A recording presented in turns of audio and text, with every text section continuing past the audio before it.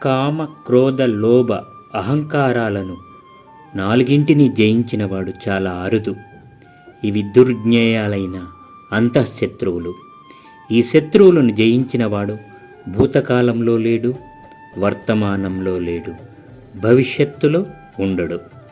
3 కాలాలలోనే కాదు, 3 లోకాలలోనూ లేడు. మునులు, తాపసులు, బ్రహ్మమానసపుత్రులు అందరూ ఈ గుణత్రయానికి అంతఃశత్రువులకు లొంగిపోయినవారే.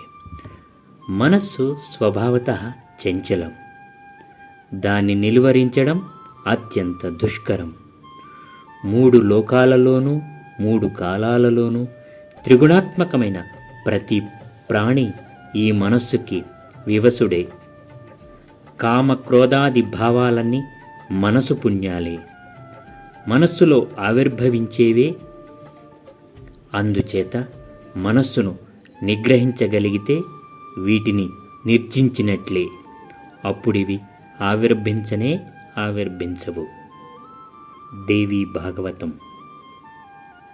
ఇటువంటి మరిన్ని ఆధ్యాత్మిక విషయ విశేషాల కోసం ప్లీజ్ సబ్స్క్రైబ్ అండ్ షేర్ నిష్కామ లైఫ్ లైన్.